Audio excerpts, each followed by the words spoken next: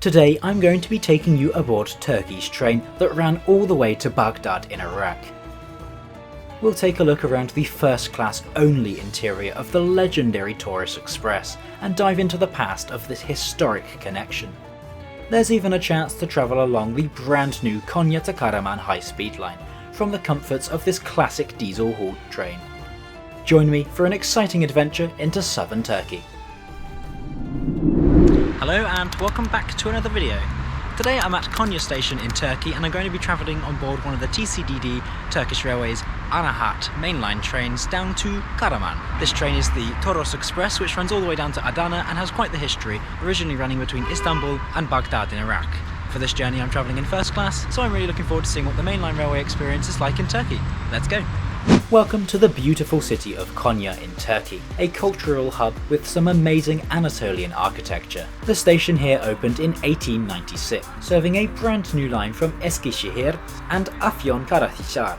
Though of course, it has seen many renovations since then, with the latest one in 2011 catering to the brand new high-speed railway to Ankara and Istanbul.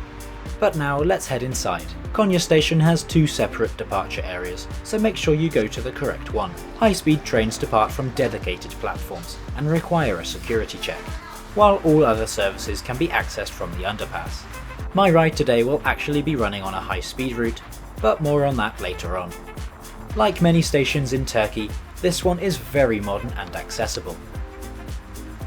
Both escalators and lifts are provided, and the entire place felt clean and pleasant. This is my train today, the 1515 Taurus Express to Adana. The service has an incredible yet turbulent history that we'll learn about once we get moving. The name is a reference to the Taurus Mountains, which the service crosses on its way to Adana. Our train today is hauled, strangely, by two diesel locomotives, an older DE 2400 series from the 1970s and a newer DE 3300 series from the early 2000s. The rear locomotive was in fact one of the ones used to operate service into Iraq, until through service ceased in 2003. This train is one of Turkey's Anahat services, which literally translates as outline, though in practice means mainline.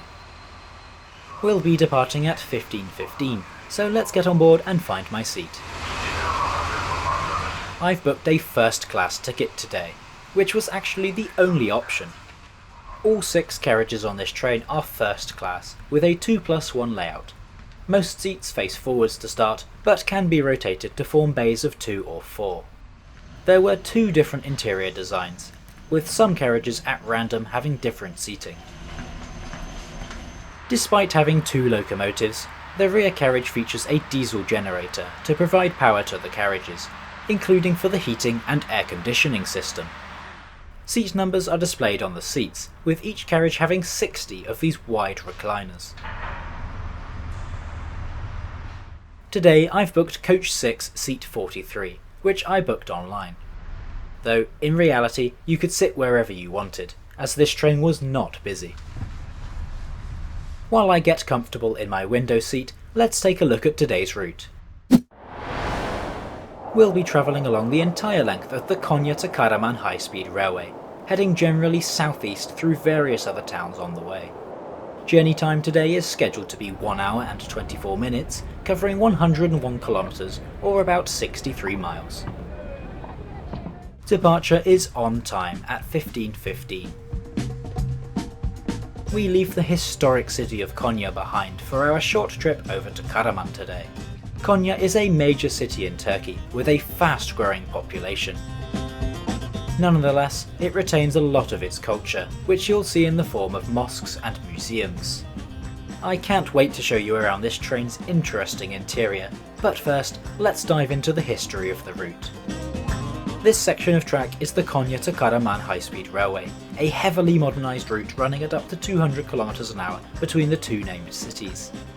The original route's construction started in 1904, with this section of track from Konya through to Bulgurluk being funded by German banks. Later sections to connect the region with Syria and Iraq took considerably longer due to the harsh terrain. Once the entire line was completed in 1940, the Taurus Express was introduced as a connecting train to the Orient Express from Western Europe. The service ran until 2003, when it was forced to cease operation due to the United States invasion of Iraq. Back in the present day, the service runs a largely curtailed route, operating from Konya to Adana, entirely within the Turkish borders. Around 25 minutes into our journey, we stop at our first station.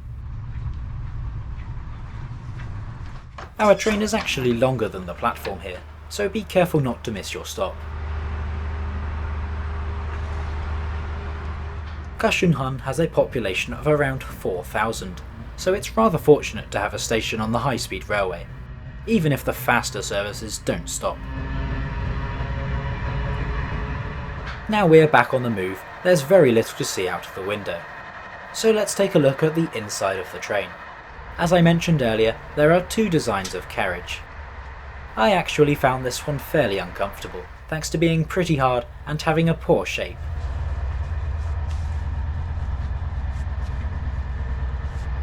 In contrast, the other design was generously padded and well shaped. Between each seat, you'll find a small armrest. These seats also recline a lot, using a button beside the cushion.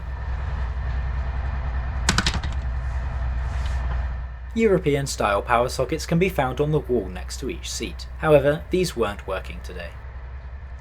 No Wi-Fi is provided, so you'll just have to look out the window instead, which is no problem as the scenery gets really good further down the line. Legroom is great, with plenty of room to stretch out. Down below is a net for storing smaller items, and a folding footrest. There's also a folding footrest beneath your own seat, which I thought was a cool feature that you don't often see. The seat in front has a seatback table, with a few cup holders too. And finally, as I mentioned earlier, the seats can be rotated to create a bay, in case you're travelling as a group. While these carriages are spacious, they are used on journeys up to 26 hours in length, and from this short trip alone, I don't think I'd want to ride that long in these seats.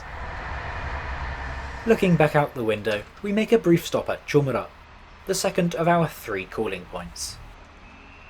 From here, the scenery begins to pick up a bit, so I take advantage of the opening windows. These are the first of the Taurus Mountains, from which the train gets its name.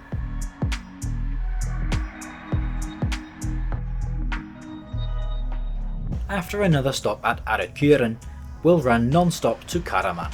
But before we get there, let's have a look around the rest of the train.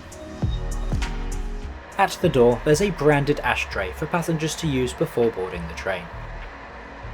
Just next to this is the very large luggage stack for even the biggest suitcases. This is in addition to the overhead luggage racks and the coat hooks between windows. Each carriage has 2 toilets. A few of these are Western style seated toilets. This one absolutely stunk.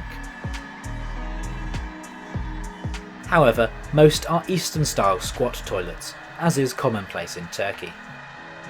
Whilst both were a little grotty, the soap dispenser was well stocked and the water working fine.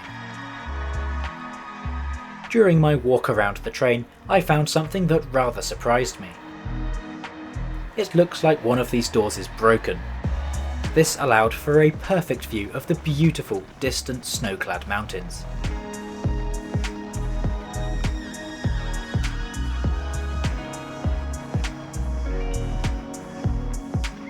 Now on to how much I paid for this trip.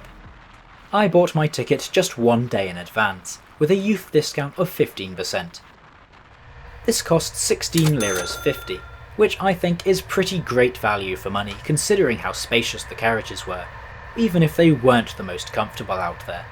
These tickets are always the same base price, no matter when you book, though you may want to book ahead in the event that the train sells out, which on the longer routes is very common indeed. It is, however, worth noting that since my journey, prices for this route have nearly quadrupled as a result of the ongoing Turkish economic crisis. In conclusion, I really enjoyed my trip on one of Turkey's mainline trains. The carriages may not have been the most comfortable, but they were spacious and pleasant to ride on, and all at a great price too.